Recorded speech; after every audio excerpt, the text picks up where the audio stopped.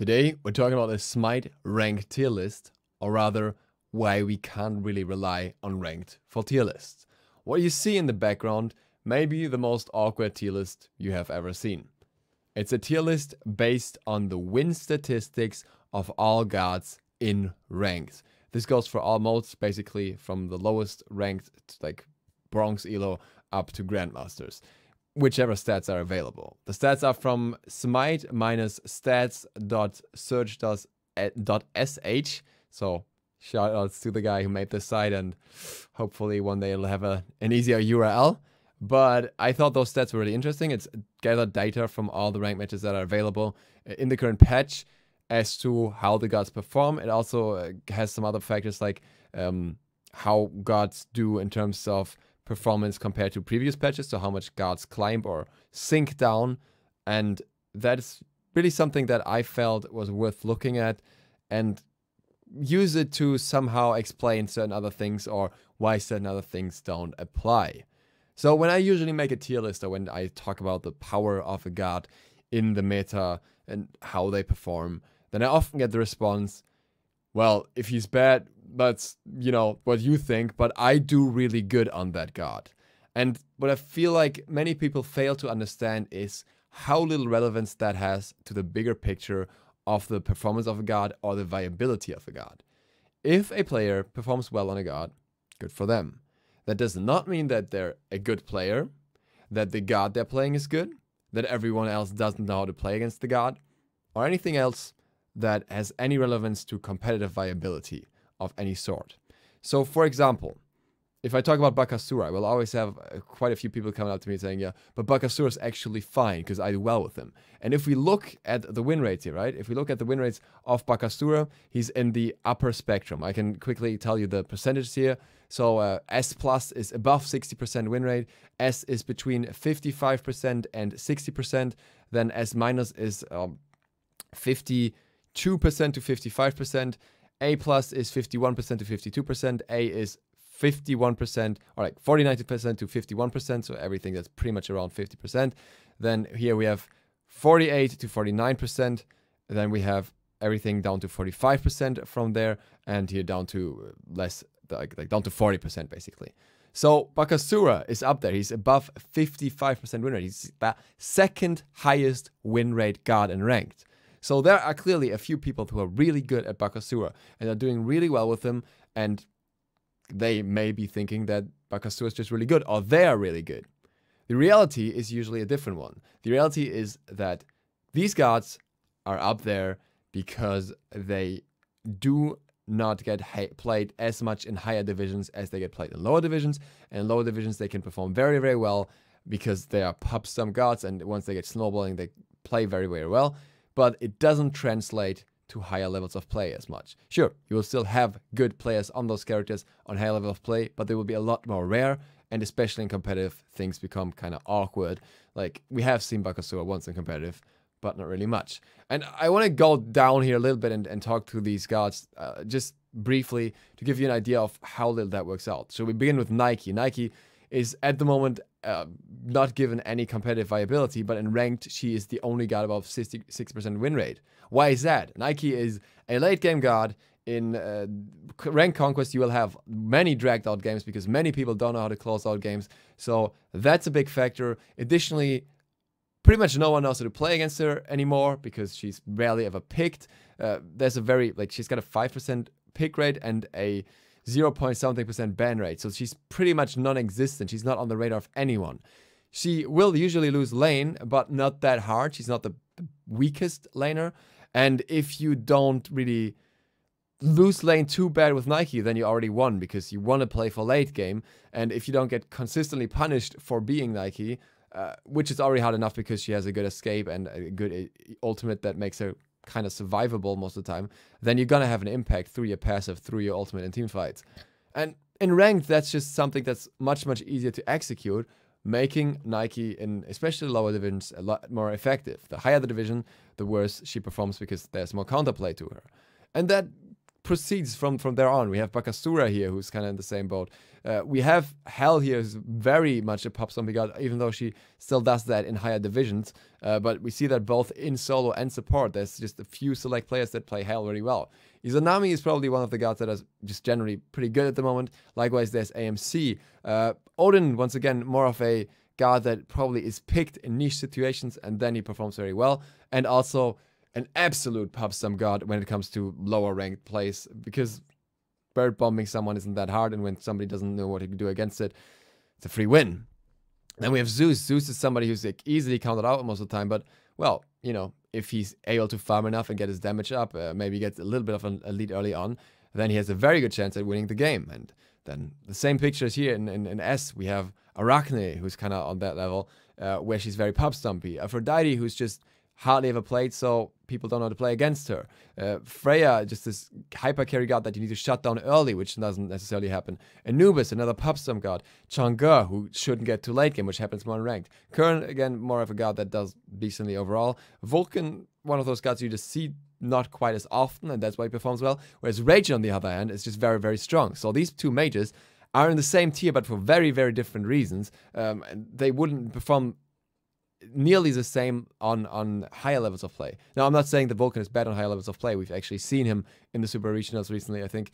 But he's still not something that you would pick like as frequently as Raging for various reasons. And just to pick out some further picks here, Ao Kuang, who is just very strong in later stages of the game and has this execute that, you know, a worse player will not play as well against. Poseidon, similar situation where you want to punish him early on and it just doesn't happen. A Willish, somebody who actually got nerfs basically because of her pop stumpiness early in the game. S minus. If you would ask me like from the like right off the bat where I would place a Willish without knowing this, I would place her A minus or maybe B, because she doesn't bring much in the current meta and she's just not a high performer and she doesn't bring the late game that others have. But if you pick in a lower division or to grind your way up, or you're just mechanically more skilled than me, you can go very far with a Willish.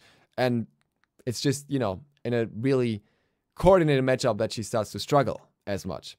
Then again, we have like a niche pick here like Ares that just people just don't know how to play against, whereas others in this division are just kind of good. Or Bacchus, another one people don't know how to play against. Right next to Terra. Very, very different in terms of how they should actually perform the meta. We have certain changes that we see, like climbers. We have Daji climbing up through the changes that she got. Not surprising, and actually, you know, something that is well reflected. But the climb doesn't necessarily always reflect what is going on. In the case of Bakasura, we also have a massive climb. I think he actually climbed more than Daji. He climbed by 8 point something win rate versus Daji's 6.9% win rate. So actually, Bakasura, who didn't get any buffs, climbed more than Daji. And, you know, the list just goes on. Kali, another god that just does very well in rank because she's not shut down. But then again, a lot of games are also surrendered very early, and the surrender games are the ones where Kali can't really do much because she can't save your lane early on. And yeah, it goes all the way down. And the craziest thing is then what we see at the bottom tiers.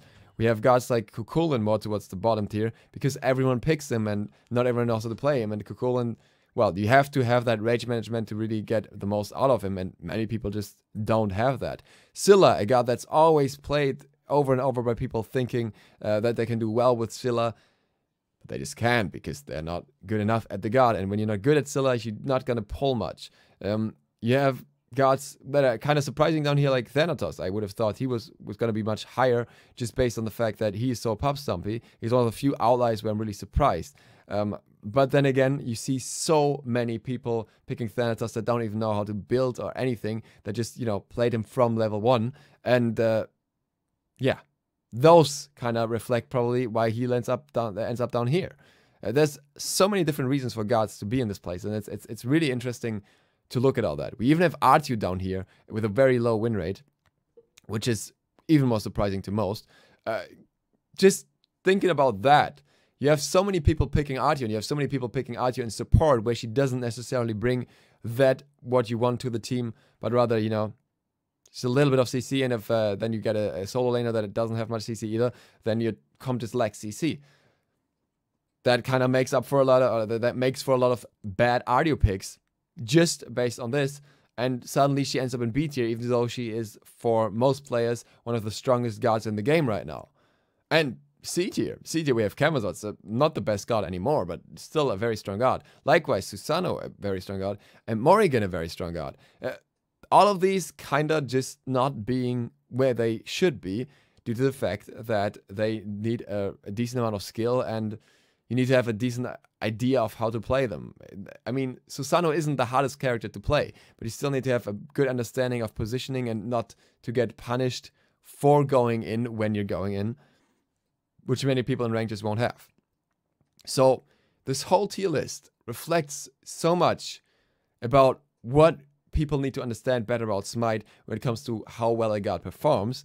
And this also shows us why we should not necessarily base too much on ranked. Now, I know that in terms of Ajax, he does sometimes use the stats from ranked, but he only uses the stats from plat upward. So that's a bit of a different picture, though I feel like a lot of the things that we see here would still hold true, especially as long as plat is included. I would say that if plat was excluded and we would start at diamond, we would also probably get a better idea of actual viability as well, and not so much of the pop stomp aspect.